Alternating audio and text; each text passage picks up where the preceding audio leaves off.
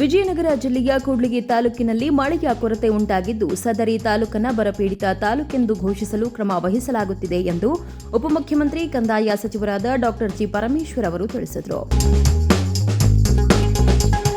ಚಿಕ್ಕಬಳ್ಳಾಪುರದಲ್ಲಿ ನಡೆದ ಗಂಡ ಹಾಗೂ ಮಗುವಿನ ಜೋಡಿ ಕೊಲೆ ಪ್ರಕರಣಕ್ಕೆ ಸಂಬಂಧಿಸಿದಂತೆ ಪೊಲೀಸರು ತನಿಖೆ ತೀವ್ರಗೊಳಿಸಿದ್ದಾರೆ. ಪ್ರಕರಣದ ತನಿಖೆ ವೇಳೆ ಮೃತ ಅಭಿನಂದನ್ ಅವರ ಪತ್ನಿ ಹರಿಣಿ ಪೊಲೀಸರ ಮುಂದೆ ಸತ್ಯ ಬಾಯ್ಬಿಟ್ಟಿದ್ದಾಳೆ. ಪ್ರಿಯಕರ ವಿನಯ್ ಜೊತೆ ಸೇರಿ ಗಂಡ ಹಾಗೂ ಮಗನನ್ನ ತಾನೇ ಕೊಲೆ ಮಾಡಿರುವುದಾಗಿ ವಿಚಾರಣೆ ವೇಳೆ ಹರಿಣಿ ಅಸಲಿ ಕಹಾನಿ ತೆರೆದಿಟ್ಟಿದ್ದಾಳೆ. ಕಾವೇರಿ ವನ್ಯಧಾಮದಲ್ಲಿ ಶೂಟೌಟ್ ಪ್ರಕರಣಕ್ಕೆ ಸಂಬಂಧಿಸಿದಂತೆ ಜಪ್ತಿ ವಸ್ತುಗಳು ಅನುಮಾನಕ್ಕೆ ಎಡೆಮಾಡಿಕೊಟ್ಟಿವೆ. ಘಟನಾ ಸ್ಥಳದಲ್ಲಿ ಹೊಸ ಚಪ್ಪಲಿ ಕೂಡ ಸಿಕ್ಕಿದ್ದು ಹಲವು ಅನುಮಾನಗಳು ವ್ಯಕ್ತವಾಗಿದ್ವು. ಇದಕ್ಕೆ ಅರಣ್ಯಾಧಿಕಾರಿಗಳು ಸ್ಪಷ್ಟನೆ ನೀಡಿದ್ದಾರೆ. ಸೋನಿಯಾ ಗಾಂಧಿ ನಮ್ಮ ದೇಶದವರ. ಅವರು ಮದುವೆಯಾಗಿ ಭಾರತಕ್ಕೆ ವಲಸೆ ಬಂದವರು. ಸ್ವಾಭಾವಿಕವಾಗಿ ಅವರ ರಕ್ತದಲ್ಲಿ ಇಟಾಲಿಯನ್ ರಕ್ತ ಹರಿಯುತ್ತಿದೆ ಎಂದು ಕೇಂದ್ರ ಸಚಿವ ಎಚ್ ಡಿ ಕುಮಾರಸ್ವಾಮಿ ಅವರು ಕಿಡಿಕಾರಿದ್ದಾರೆ. ಸಚಿವ ನಾಗೇಂದ್ರ ರಾಜೀನಾಮೆಗೆ ಆಗ್ರಹಿಸಿ ಪ್ರತಿಭಟನೆ ವೇಳೆ ಡಿಸಿ ಕಚೇರಿಗೆ ಮುತ್ತಿಗೆಗೆ ಯತ್ನಿಸಿದ ಬಿಜೆಪಿ ಕಾರ್ಯಕರ್ತರ ಮೇಲೆ ಎಫ್ಐಆರ್ ದಾಖಲಾಗಿದೆ. ಗಾಂಜಾ ಮಾರಾಟ ಮಾಡುತ್ತಿದ್ದ 3 ಆರೋಪಿಗಳನ್ನು ಕೊಡಿಗೇನಹಳ್ಳಿ ಪೊಲೀಸರು ಬಂಧಿಸಿರುವ ಘಟನೆ ಮಧುಗಿರಿ ತಾಲೂಕಿನ ಕಸಿನಾಯಕನಹಳ್ಳಿ ಗೇಟ್ ಬಳಿ ನಡೆದಿದೆ.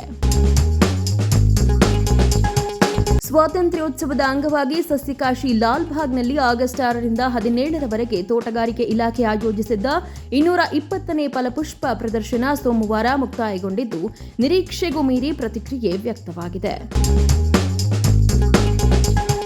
ರಾಜ್ಯದ ಪ್ರತಿ ಜಿಲ್ಲೆಯಲ್ಲಿ ತಲಾ 50,000 ನಿವೇಶನ ಹಂಚಿಕೆ ಮಾಡುವ ನಿಟ್ಟಿನಲ್ಲಿ ಸೂಕ್ತ ಖಾಲಿ ಸರ್ಕಾರಿ ಜಮೀನು ಗುರುತಿಸುವಂತೆ ಕಂದಾಯ ಸಚಿವರೂ ಆಗಿರುವ ಡಿಸಿಎಂ ಡಾ ಜಿ ಪರಮೇಶ್ವರ್ ಸೂಚನೆ ನೀಡಿದ್ದಾರೆ.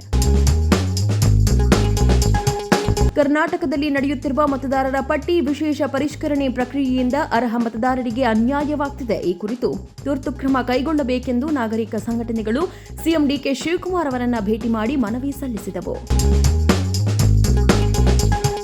ಮಲ್ಲಸಂದ್ರ ಮತ್ತು ಗುಬ್ಬಿ ನಡುವಿನ ಲೆವೆಲ್ ಕ್ರಾಸಿಂಗ್ ಗೇಟ್ ಸಂಖ್ಯೆ 48ರಲ್ಲಿ ಆರ್ಸಿಸಿ ಬ್ಲಾಕ್ಸ್ಗಳನ್ನು ಅಳವಡಿಸಲು ತಾತ್ಕಾಲಿಕವಾಗಿ ಗಾರ್ಡ್ಗಳನ್ನು ಹಾಕುವ ಮತ್ತು ತೆರವುಗೊಳಿಸುವ ಲೈನ್ ಬ್ಲಾಕ್ ಹಾಗೂ ಪವರ್ ಬ್ಲಾಕ್ ಕಾಮಗಾರಿಗಳ ಹಿನ್ನೆಲೆಯಲ್ಲಿ ರೈಲು ಸೇವೆಗಳನ್ನು ರದ್ದುಗೊಳಿಸಲಾಗುತ್ತದೆ. ಭಾಗಶಃ ರದ್ದುಗೊಳಿಸಲಾಗುತ್ತದೆ ಇಲ್ಲವೇ ಮಾರ್ಗ ಬದಲಾಯಿಸಲಾಗುತ್ತದೆ. ಹೀಗಾಗಿ ಸಮಯ ಮರುನಿಗದಿಗೊಳಿಸಲಾಗುತ್ತದೆ ಮತ್ತು ನಿಯಂತ್ರಿಸಲಾಗುತ್ತದೆ ಎಂದು ರೈಲ್ವೆ ತಿಳಿಸಿದೆ. ಸಚಿವ ನಾಗೇಂದ್ರ ರಾಜೀನಾಮೆ ಸೇರಿದಂತೆ ವಿವಿಧ ಬೇಡಿಕೆಗಳನ್ನು ಈಡೇರಿಸುವಂತೆ ಆಗ್ರಹಿಸಿ ಬೆಳಗಾವಿ ಮಹಾನಗರದಲ್ಲಿ ಬಿಜೆಪಿಯಿಂದ ಸೋಮವಾರ ಅನಿರ್ದಿಷ್ಟಾವಧಿ ಪ್ರತಿಭಟನೆ ಶುರುವಾಗಿದೆ. ಭಜನೆ ಬಾರಿಸುತ್ತಾ ಹಾಡು ಹಾಡುತ್ತಾ ಬಿಜೆಪಿ ಮುಖಂಡರು ಗಮನ ಸೆಳೆದರು. ರಿಚ್ಮಂಡ್ ಟೌನ್ನ ಕ್ಲಾರೆನ್ಸ್ ಶಾಲೆಯ ವಿದ್ಯಾರ್ಥಿಗಳು ಮತ್ತು ಸಿಬ್ಬಂದಿಗಳಲ್ಲಿ ಜ್ವರ ಮತ್ತು ಕೆಮ್ಮಿನಂತಹ ಅನಾರೋಗ್ಯ ಪ್ರಕರಣಗಳನ್ನು ಆರೋಗ್ಯ ಇಲಾಖೆ ಕಟ್ಟುನಿಟ್ಟಾಗಿ ಮೇಲ್ವಿಚಾರಣೆ ಮಾಡುತ್ತಿದೆ ಎಂದು ಆರೋಗ್ಯ ಸಚಿವ ಯುಟಿ ಖಾದರ್ ಹೇಳಿದ್ದಾರೆ. ಯುವ ಸಮೂಹದ ಪ್ರತಿಭಟನೆಗೆ ಕೊನೆಗೂ ಮಣಿದಿರುವ ಜಾರ್ಖಂಡ್ ಸರ್ಕಾರ ನೇಮಕಾತಿ ಪರೀಕ್ಷೆಗಳನ್ನು ರದ್ದುಗೊಳಿಸಿದೆ. ಆದರೆ ಪರೀಕ್ಷಾ ಅಕ್ರಮಗಳನ್ನು ಸಿಬಿಐ ಮೂಲಕ ತನಿಖೆ ಮಾಡಿಸುವಂತೆ ವಿದ್ಯಾರ್ಥಿಗಳು ಒತ್ತಾಯಿಸಿದ್ದು ಪ್ರತಿಭಟನೆ ಮುಂದುವರಿಸುವುದಾಗಿ ತಿಳಿಸಿದ್ದಾರೆ. 75,000 ರೂಪಾಯಿವರೆಗಿನ ಸಹಕಾರಿ ಕೃಷಿ ಸಾಲವನ್ನು ಸಂಪೂರ್ಣವಾಗಿ ಮನ್ನಾ ಮಾಡುವುದಾಗಿ ತಮಿಳುನಾಡು ಮುಖ್ಯಮಂತ್ರಿ ಸಿ ಜೋಸೆಫ್ ವಿಜಯ್ ಘೋಷಿಸಿದ್ದಾರೆ.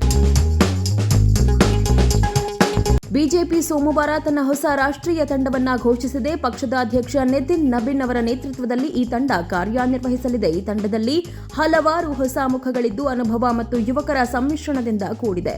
ಮಹಿಳೆಯರಿಗೆ ಗಣನೀಯ ಪ್ರಾತಿನಿಧ್ಯ ನೀಡಲಾಗಿದೆ. ಬಿ ನಾಗೇಂದ್ರ ರಾಜೀನಾಮೆ ವಿಚಾರವಾಗಿ ಸಚಿವ ಮಾಗಡಿ ಬಾಲಕೃಷ್ಣ ಪ್ರತಿಕ್ರಿಯಿಸಿದ್ದು, ವಿರೋಧ ಪಕ್ಷದವರು ರಾಜೀನಾಮೆ ಕೇಳುವುದು ಸಹಜ, ಮೊಸರಲ್ಲಿ ಕಲ್ಲು ಹುಡುಕುವುದು ಅವರ ಕೆಲಸ. ಪ್ರಕರಣ ನ್ಯಾಯಾಲಯದಲ್ಲಿದ್ದು ಇನ್ನೂ ಶಿಕ್ಷೆ ಘೋಷಣೆಯಾಗಿಲ್ಲ. ನ್ಯಾಯಾಲಯದ ತೀರ್ಪಿನ ಬಳಿಕ ನೋಡೋಣ ಎಂದಿದ್ದಾರೆ. 3 ಪಾಲಿಕೆ ಮಾಡುವ ಸರ್ಕಾರದ ಚಿಂತನೆ ವಿಚಾರವಾಗಿ ಶಾಸಕ ಸಿಕೆ ರಾಮಮೂರ್ತಿ ವಿರೋಧ ವ್ಯಕ್ತಪಡಿಸಿದ್ದಾರೆ. ಎಸ್ಐಆರ್ ಪಟ್ಟಿ ಪ್ರಕಟವಾದ ಬಳಿಕ ಈ ಬಗ್ಗೆ ಗಮನ ಹರಿಸಬೇಕು. ಎಸ್ಐಆರ್ ಪ್ರಕ್ರಿಯೆಯಲ್ಲಿ ಸುಮಾರು 6,000 ಮತಗಳು ಡಿಲೀಟ್ ಆಗ್ತಿವೆ ಎಂದು ಆರೋಪಿಸಿದರು.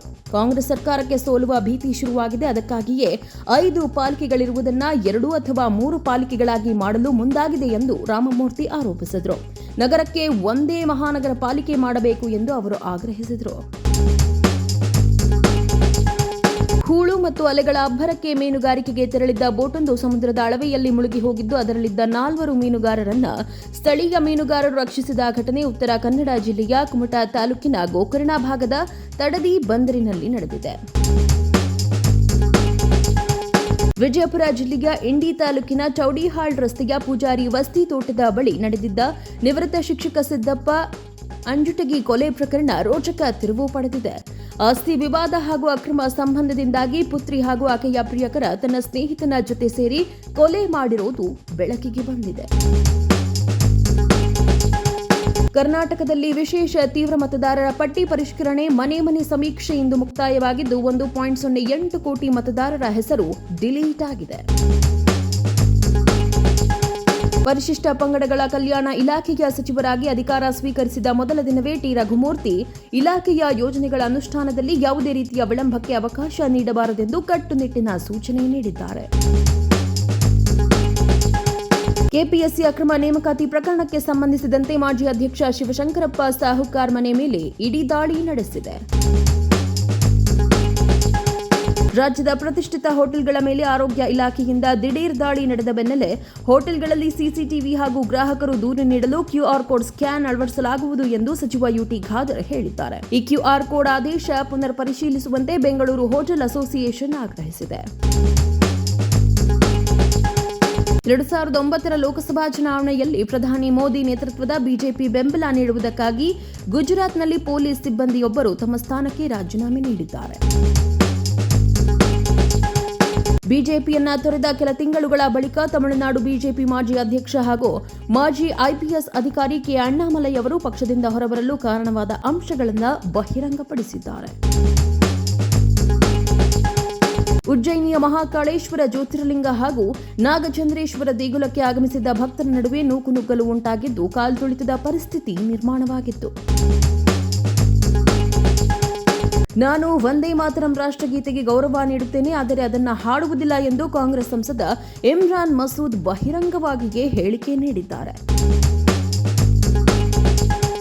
ಮಹಿಳೆಯೊಬ್ಬರು ಮನೆಯಲ್ಲಿ ನೇಣು ಬಿಗಿದ ಸ್ಥಿತಿಯಲ್ಲಿ ಪತ್ತೆಯಾಗಿದ್ದು ಅವರ 2 ಪುಟ್ಟ ಹೆಣ್ಣು ಮಕ್ಕಳು ಹಾಸಿಗೆಯ ಮೇಲೆ ಮೃತಪಟ್ಟ ಸ್ಥಿತಿಯಲ್ಲಿ ಪತ್ತೆಯಾಗಿರುವ ಘಟನೆ ಬಿಹಾರದ ನವಾಡಾ ಜಿಲ್ಲೆಯಲ್ಲಿ ನಡೆದಿದೆ.